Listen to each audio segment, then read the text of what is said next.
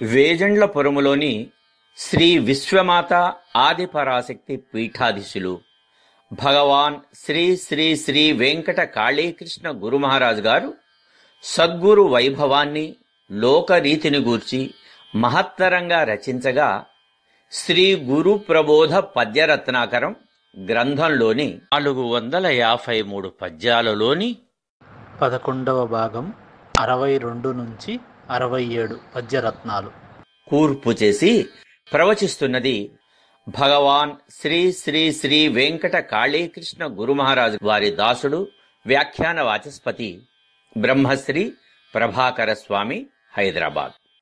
మంచి గురుని చేరి వంచనమ్ము వదల మూఢమతికినైన ముక్తినిచ్చు గురుని కరుణ తీరు గుర్తింపలేమురా. గురుని కరుణ తీరు గుర్తింపలేమురా. కాళికాంబ తనయా కనుము కృష్ణ. కాళికాంబ తనయ కనుము కృష్ణ.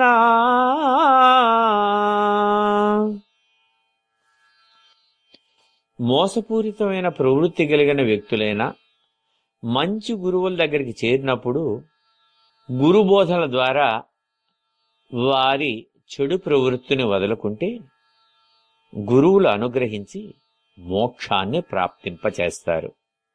అంతకుముందు మలినమైన వస్త్రాన్ని, మురికి కలిగిన వస్త్రాన్ని మనం ధరించి ఉన్నాం. కానీ చక్కగా సోపుతోనో సర్ఫుతోనో దాన్ని శుభ్రం చేసుకుంటే అప్పుడు ఆ మలినమైన వస్త్రం శుభ్రమైన వస్త్రంగా మారి ప్రకాశిస్తుంది. అలాగే మన మలినమైన భావాలతో, మలినమైన మనస్సుతో, చెడు ఆలోచనలతో ఉన్న జీవన శైలి నుంచి దివ్యమైనటువంటి గురువుని ఆశ్రయించినప్పుడు ఆ గురువు తన యొక్క దివ్యత్వం ద్వారా ఈ మలినాన్ని పోగొట్టి మనలో మంచిని నింపి మోక్షాన్ని ప్రాప్తింపచేస్తారు. తెలియని కాలంలో వారి అజ్ఞానం వల్ల, దురహంకారం వల్ల తప్పులు చేసుండొచ్చు. వారి మోసపూరిత ప్రవర్తన వల్ల ఇతరులకు కీడు జరిగి ఉండవచ్చు. అలాగే కంటిన్యూ చేస్తూ ఉంటే కీడు జరుగుతూ ఉంటుంది. అలా పాపాలు చుట్టుకొని వారికి, వారి పిల్లలకి ఎలాంటి అనర్థాలు కలుగుతాయనే విషయాల్ని వివరంగా చెప్పేవాడు లేక, స్వయంగా తెలుసుకోలేక, మానసిక పరివర్తన రాక, ఒకవేళ తాత్కాలికంగా తెలిసిన బలవత్తరమైనటువంటి ఇంద్రియాలను జయించలేక, వాటి బంధనాల నుంచి బయటపడలేక మళ్ళీ మోస ప్రవృత్తికే పాల్పడుతూ ఉంటారు. అటువంటి వాళ్ళు ఎప్పుడైనా భవిష్యత్తును గురించి ఆలోచించి సద్గురువుల్ని ఆశ్రయించినప్పుడు వారి పూర్వపు ప్రవర్తనలో ఎంతో మార్పు వస్తుంది. మిగతా శిష్యులతో కలివిడిగా ఉంటూ మంచి లక్షణాలను గ్రహిస్తూ అవి ఆచరణలో ఎంత మేలు చేకూరుస్తాయో గ్రహిస్తారు.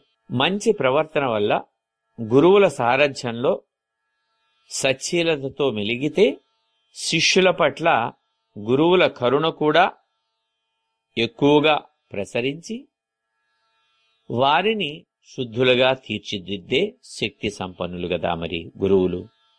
వంచనను వదిలి తన పంచన చేరిన శిష్యుని పట్ల దయ చూపి జ్ఞానామృతాన్ని ప్రసాదించడమే కాకుండా మోక్ష సాధనా మార్గాల్ని కూడా తెలియచేస్తారు. గురువులకి శిష్యులపై ఎంత దయ ఉంటుందంటే ఆ విషయాన్ని ఎవరూ చెప్పలేరు. ఎందుకని అంటే దయకు ఎల్లలు ఉండవు అని. అలా నా అంతోస్మి, అంతం లేనిదే పూర్ణస్వరూపుడైనటువంటి సద్గురువు తాను పరమాత్మ సముడే కనుక త్రిమూర్తి స్వరూపుడై త్రిమూర్త్య అవతారానికి అతీతుడై ఉంటాడు. కాబట్టి వారి యొక్క దయా కరుణకి కూడా ఎల్లలు ఏవీ ఉండవు అని ఈ భావాన్ని గురుదేవులైన భగవాన్ శ్రీ శ్రీ శ్రీ వెంకట కాళీకృష్ణుల వారు పై పద్యంలో తెలియచేశారు. కర్మ ఫలము యొక్క మర్మము తెలియంగా, కర్మ ఫలము యొక్క మర్మము తెలియంగా, కోరి చేయవలయు గురుల సేవ. కర్మ ఫలము యొక్క మర్మము తెలియంగా, కోరి చేయవలయు గురుల సేవ. గురుల వాకులెన్నో గుటులన్ విపురా, గురుల వాకులెన్నో గుటులన్ విపురా. కాళికాంబ తనయ కనుము కృష్ణ, కాళికాంబ తనయ కనుము కృష్ణ. మనిషిగా పుట్టిన ప్రతివాళ్ళు తమ అవసరాల కోసం ఏదో ఒక పని చేస్తూనే ఉంటారు. వారి వారి మనస్తత్వాన్ని బట్టి ఆ పనుల ఆచరించే విధానంలో తేడా ఉంటుంది. కొందరు మంచి విధానాలను అవలంబిస్తారు, చక్కగా పనులు చేస్తూనే ఉంటారు. అయినా తెలియకుండా కొన్ని తప్పులు, కొన్ని పాపాలు జరుగుతూ ఉంటాయి. ప్రతి మంచి పనికి శుభ ఫలితం ఉన్నట్టే ప్రతి తప్పుకి కూడా ఫలశేషం మిగిలే ఉంటుంది. ఆ కర్మఫలం ఏమిటి? వాటికి పరిహారంగా ఏం చేయాలి? పూర్వజన్మ కర్మఫలం ఏమిటి? వాటికి పరిహారంగా ఏమి చేయాలి? పూర్వజన్మ కర్మలు ఈ జన్మలో ఎలాంటి దుష్ఫలితాలను కలిగిస్తాయనే రహస్యాల్ని తెలుసుకోవటానికి సద్గురువుల్ని ఆశ్రయించి వారికి సేవలు చేయటం ఎంతో అవసరం. ఉత్తమమైన గురువులు తమని ఆశ్రయించిన వారికి, తమకు సేవలు చేస్తున్న వారికి, వారి శుశ్రూషలకి సంతసించి వారు ఎందుకు తమని ఆశ్రయించారు, ఎందుకు సేవలు చేస్తున్నారు, వీరికి ఈ సేవ చేసే భాగ్యం ఎలా కలిగింది, పూర్వజన్మలో వారు చేసిన కర్మలు ఏమిటి మొదలైన పూర్వజన్మ రహస్యాల్ని ఏదో సందర్భంలో వారికి తెలియచేస్తారు. ఇలా తెలుసుకోగలగటం కూడా ఎంతో అదృష్టం. గురువుల అనుగ్రహం ఎవరిపై ఉంటే వారికి వారి ఈ విశేషాల్ని తెలియచేస్తూ ఉంటారు. భూత భవిష్యత్ కాలాలను తెలుసుకోగల సమర్థులే సద్గురువు. అలాగే వర్తమానాన్ని చక్కగా అంచనా వేయగలిగిన పాండిత్యం కలిగిన వాళ్ళు గురువులు.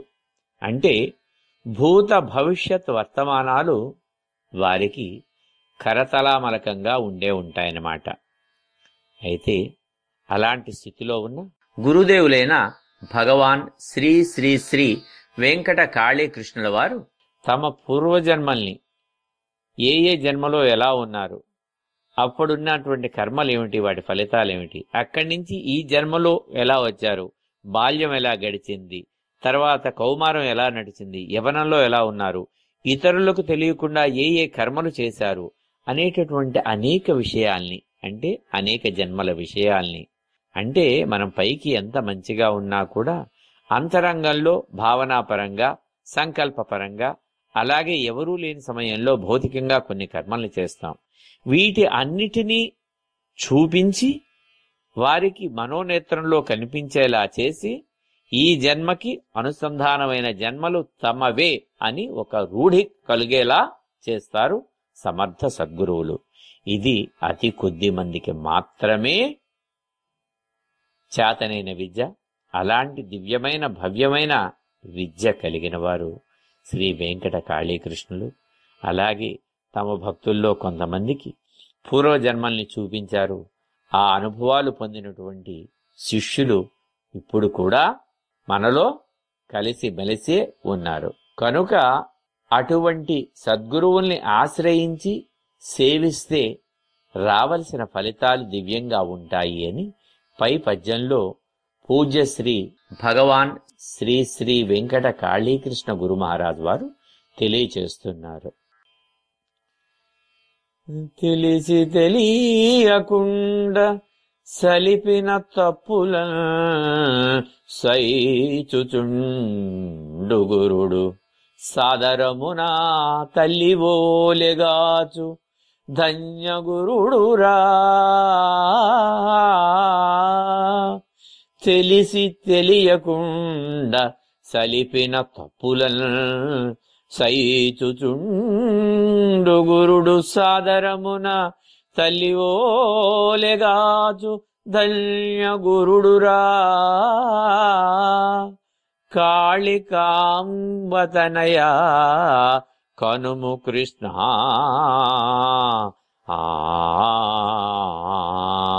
కాళికాంబ తనయ కనుము కృష్ణ. ఎవరైనా తెలిసి తెలియకుండా తప్పులు చేయడం సహజం. పొరపాటు చేయటం అనేది మానవుల సహజ గుణం. ప్రతి వాళ్ళు తమ రోజువారీ పనులు వారి సౌలభ్యం ప్రకారం తమకు అనుకూలంగా ఉండే విధంగా చేసుకుంటూ ఉంటారు. తాము చేసే పనుల వల్ల తమకు కలిగే మంచి చెడుల్నే ఆలోచిస్తారు గాని ఎదుటి వారికి తమ పనుల వల్ల తమ వల్ల ఏమైనా అసౌకర్యం కలుగుతుందా, బాధలు కలుగుతున్నాయా లేదా అనే విషయాల్ని పెద్దగా పట్టించుకో. ఎదుటి వాళ్ళు ఎలా పోతే మనకెందుకు, మన పనులు పూర్తయితే చాలు అని అనుకుంటారు మరికొంతమంది. అలా చేయటం పాపమా పుణ్యమా అని కూడా ఆలోచించరు. ఇలాంటివన్నీ తెలిసి తెలియని తప్పులు. ఎదుటివారు మన మాటల వల్ల చేతల వల్ల బాధపడితే అది మనం చేసిన తప్పే.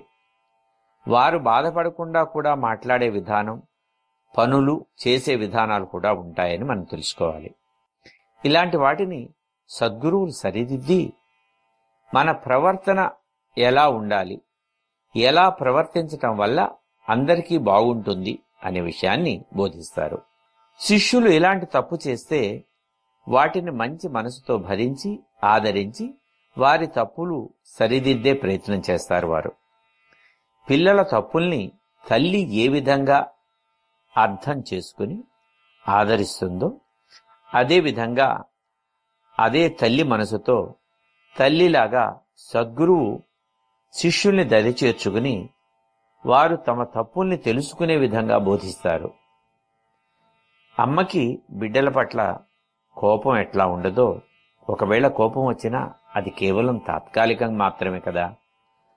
గురువులు కూడా అలాగే తల్లి బిడ్డల తప్పుల్ని క్షమించిన విధంగానే గురువులు కూడా శిష్యుల తప్పుల్ని క్షమించి తిరిగి ఆ తప్పులు చేయకుండా వారికి తగిన సూచనలు ఇస్తారు అని ఈ పై పద్యంలో భగవాన్ శ్రీ శ్రీ శ్రీ వెంకట కాళీకృష్ణ గురు మహారాజ్ వారు చాలా చక్కగా తెలియచేశారు. ఆత్మ గురుతు కొరకు అన్వేషణ సేయ పటువడుని నీకు పరమకీర్తి. ఆత్మ గురుతు కొరకు అన్వేషణము సేయ పట్టుబడుని నీకు పరమకీర్తి. గురుడే దేవుడనుచు గుర్తించి మెలగరా. గురుడే దేవుడనుచు గుర్తించి మెలగరా. కాళికాంబతనయ కనుము కృష్ణ. కాళికాంబతనయ కనుము కృష్ణ.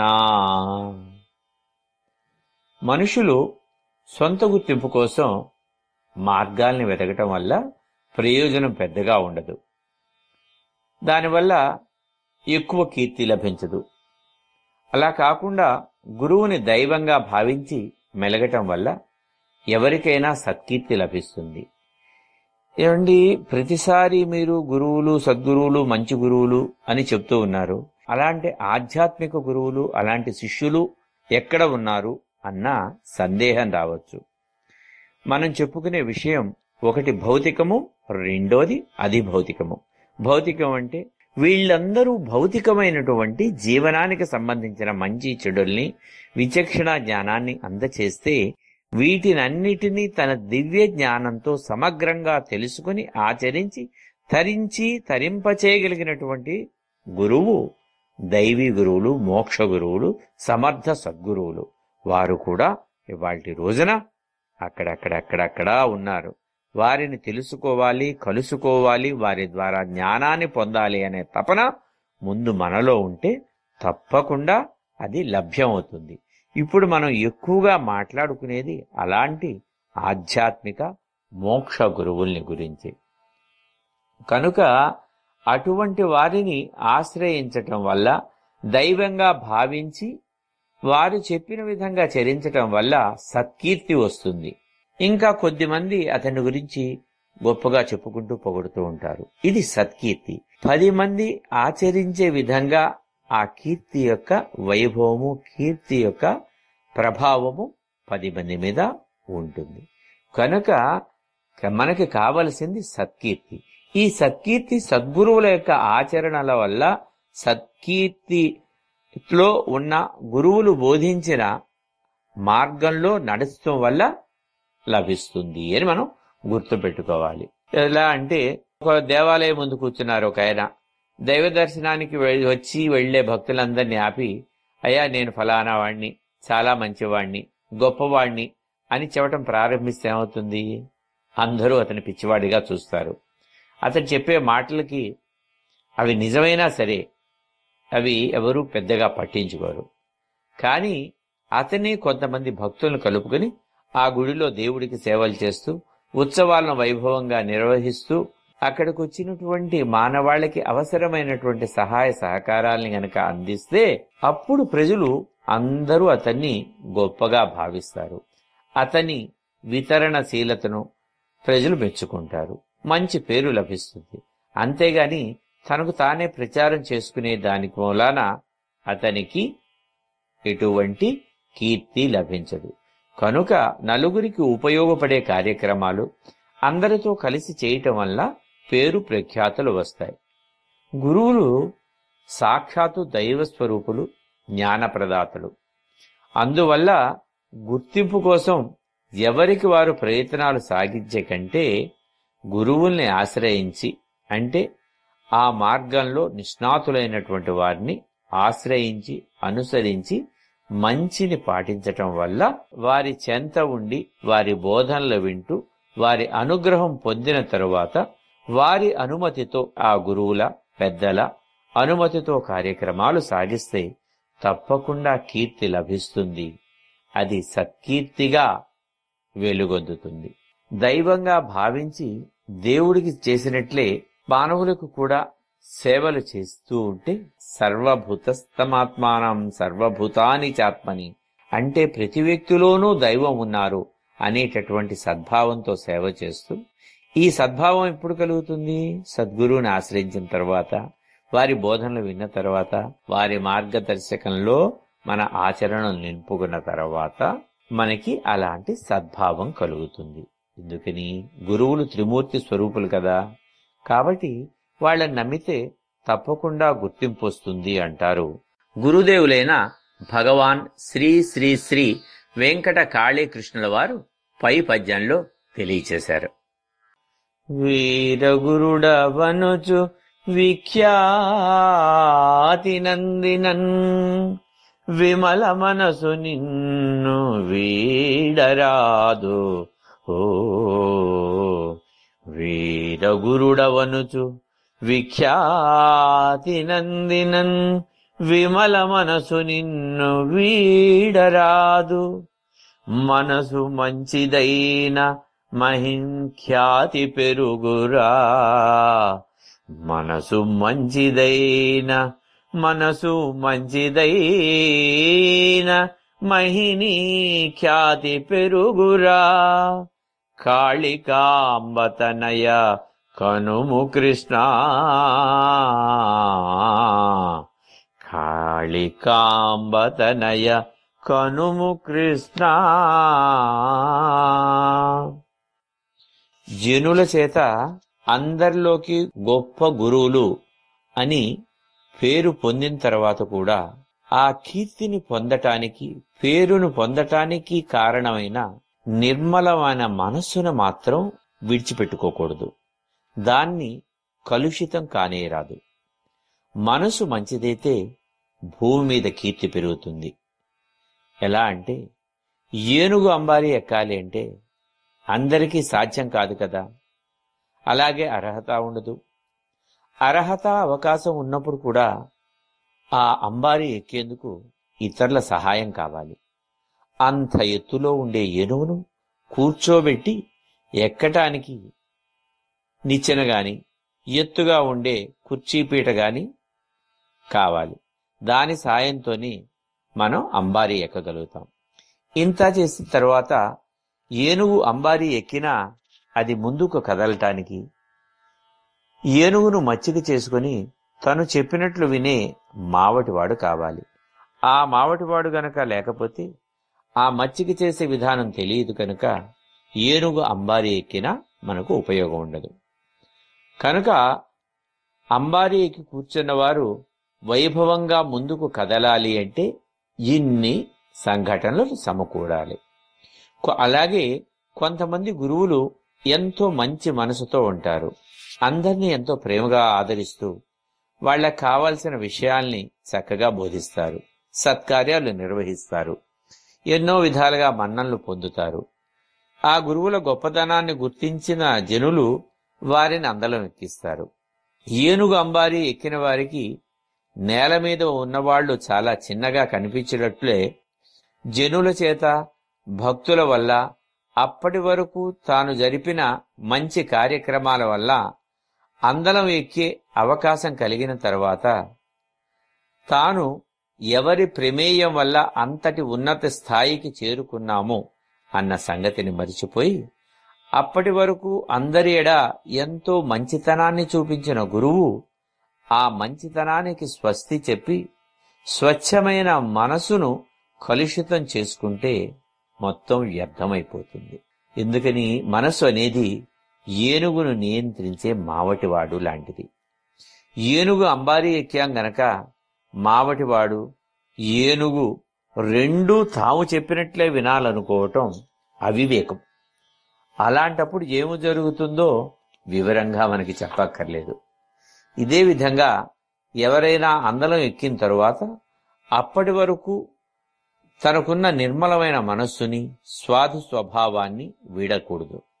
బోయిలు లేకపోతే పల్లెకీ మోసేవాళ్లు ఎవరూ ఉండనట్లే తన నిర్మలమైన మనస్సు, ఆ రుజు స్వభావము, తనలో ఉన్నటువంటి సాధుతత్వము గనక లేకపోతే కదలిని ఏనుగు మీద అంబారీలాగా, బోయిలు లేని పల్లెకీలాగా అవుతుంది అని దీని భావం. కనుక అత్యున్నత స్థితికి చేరుకున్న వాళ్ళు తమ మంచితనాన్ని, నిర్మలమైన మనస్సుని వీడకుండా ఎప్పటిలాగా ఉంటే వారి కీర్తి, వైభవము దశ దిశలా వ్యాపిస్తుంది అనే చక్కని సందేశాన్ని శ్రీ గురుదేవులు పూజ్య శ్రీ శ్రీ శ్రీ వెంకట కాళీకృష్ణ గురు మహారాజుల వారు పై పద్యం ద్వారా మనకి తెలియచేశారు.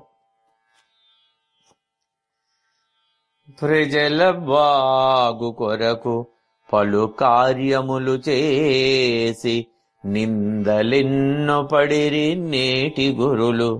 ప్రజల బాగు కొరకు పలు కార్యములు చేసి నిందలెన్నో పడిరి నేటి గురులు. మంచి పంచు గురులే మాన్యులై ఉంద్రురా, మంచి పంచు గురులే మాన్యులై ఉంద్రురా. కాళికాంబతనయ కనుము కృష్ణ, కాళికాంబ తనయ కనుము కృష్ణ. సద్గురువులైన వాళ్ళు ప్రజలకు మేలు కలిగించే కార్యక్రమాన్ని చేస్తారని మనకు తెలుసు. కానీ కొంతమంది స్వార్థ చింతన కలిగిన వ్యక్తులు అందరూ తమలాగే ఉంటారు అని భావిస్తూ గురుదేవులు నిస్వార్థంగా చేస్తున్న కార్యక్రమాల్ని, ఆ గురువుల్ని విమర్శిస్తూ, నిందిస్తూ, వేలెత్తి చూపుతూ ఉంటారు. చేస్తున్న కార్యక్రమాల్ని, గురువుల్ని విమర్శిస్తూ ఉండటం వల్ల జరిగేది జరగకుండా పోదు. ఆ చేసే గురువుకి ఏ కళంకమూ రాదు. ఇది ఒక చిన్న ఉదాహరణ చెప్పుకుంటే, ఒకసారి గురుదేవులైన భగవాన్ శ్రీ శ్రీ వెంకట కాళీకృష్ణ గురు మహారాజు గారు శిష్యులతో కలిసి యజ్ఞ కార్యక్రమాన్ని నిర్వహిస్తున్నారు. కొన్ని ప్రత్యేక సందర్భాల్లో గురువుగారు తమ భక్తుల సౌకర్యార్థం ఎక్కువ యజ్ఞకుండాలను కూడా ఏర్పాటు చేస్తూ ఉంటారు. ఎందుకంటే వచ్చిన వాళ్ళ అందరూ కూడా యజ్ఞ భాగస్వాములు కావాలి అనేది వారి ఉదాత్తమైన భావన. ఆ రోజు కాళీమాత ఆలయ ప్రాంగణంలో అమ్మవారి గర్భగుడికి ఎదురుగా ఉన్న త్రికోణ ఆకారంలో ఉండే యజ్ఞకుండంలో యజ్ఞం చేస్తున్నారు. ఇంతలో ఒక వ్యక్తి దురుసుగా అక్కడికొచ్చి ఏమాత్రం గౌరవం లేకుండా గురువుగారిని ఉద్దేశించి, ఏమిటి మంటలు, ఎందుకు ఈ అనవసరంగా ఈ కట్టెలు కాలుస్తున్నారు అన్నాడు. దానికి గురుదేవులు శాంతంగా, నాయన, ఇలా యజ్ఞాలు చేయటం వల్ల అందరికీ శుభం కలుగుతుంది, వాతావరణ కాలుష్యం తొలుగుతుంది, అలా కూర్చోండి, మీరు కూడా యజ్ఞాన్ని చూడండి, ఏం జరుగుతుందో మీకే తెలుస్తుంది అంటూ యజ్ఞ కార్యక్రమంలో మునిగిపోయారు. అతను కొద్ది క్షణాలు అలాగే కూర్చున్నాడు. కూర్చున్నవాడు, నాకంతా బాగానే ఉంది కానీ నన్ను మినహాయించి దేశంలో ఉన్న వాళ్ళందరికీ మంచి జరగాలని ప్రార్థించుకోండి అంటూ వెటకారంగా విసవిసా బయటికి వెళ్ళిపోయాడు. అనుకోని సంఘటనకి అక్కడున్న భక్తులు అవాక్కైపోయారు. వారికి చాలా కోపం వచ్చింది. సహజంగా తమ గురువుని తమ సమక్షంలో ఎవరైనా నిందిస్తే, అవమానిస్తే బాధ, దుఃఖము, కోపము వస్తాయి. అయితే అతీత స్థితిలో ఉండే గురువు మాత్రం చిరునవ్వుతో యజ్ఞంలో ఆవు నెయ్యి పోస్తూ ఉన్నారు, యజ్ఞాన్ని కొనసాగిస్తున్నారు. అంతలోనే వెటకారంగా వెళ్లిన వ్యక్తి ఏడుస్తూ వచ్చి వారి పాదాలపై పడి, సార్ సార్ అంటే ఒక గురువుని, ఒక మహనీయుణ్ణి ఎలా సంబోధించాలో కూడా తెలియని స్థితిలో ఉన్నవాడు కనుక, సార్ నన్ను క్షమించండి, నాకు తప్ప అందరికీ మంచి జరగాలి అని ప్రార్థించండి అని అన్న మాటలకు ఫలితంగానో ఏమోనండి, మా అబ్బాయికి ఆపద కలిగిందని ఇప్పుడే నాకు ఫోన్ వచ్చింది, మా అబ్బాయిని మీరే కాపాడాలి, దయచేసి కాపాడండి అంటూ ఏడుస్తున్నాడు. భక్తులు మాత్రం గురుదేవుల్ని దూషించేందుకు తగిన శాస్తి జరిగింది లేని సంబరపడ్డారు. వారి భావం గమనించిన గురుదేవులు, అలా ఆలోచించకూడదు, ఎదిరికి హితమును ప్రియమును, వాడు ఎటువంటి వాడు అయినా సరే ఎదుటి వ్యక్తిలోని లోపాన్ని, లోటుని, తప్పుని సహించి సరైనటువంటి మార్గంలో తీర్చిదిద్దటమే మీరు నా దగ్గర నేర్చుకోవలసింది అన్న భావాన్ని వారి చూపులో, మాటలో వ్యక్తం చేశారు. ఎందుకని అంటే వారు ఆ అతీత స్థితిలో ఉన్నారు కనుక. వారి భావం గమనించిన గురుదేవులు అలా ఆలోచించకూడదు, తప్పు అన్నట్టుగా వాళ్ళకి సైగ చేసి అతన్ని ఓదార్చి, మీ అబ్బాయికి ఏమీ కాదులే, లేచి వెళ్ళు నాయనా, నువ్వు కూడా నా బిడ్డలాంటి వాడివేరా. ఇది గురువు చూపించే ప్రేమ. తర్వాత అతను వెళ్ళిపోయాడు. నెమ్మదిగా తెలిసిన విషయం ఏమిటంటే, అతన్ని ఆట పట్టించేందుకు వాళ్ళ ఇంటి దగ్గర ఉన్న వాళ్ళు ఎవరో బంధువులు ఆ విధంగా ఫోన్ చేశారని, ఆ పిల్లవాడు బాగానే ఉన్నాడు అని. ఏదేమైనా వాడు వెంటనే తన తప్పు తెలుసుకుని దిద్దుకున్నాడు. కనుక సద్గురువులు లోకానికి శ్రేయస్సు చేకూర్చడం కోసం దైవీ కార్యక్రమాలు చేస్తూ ఉంటారు.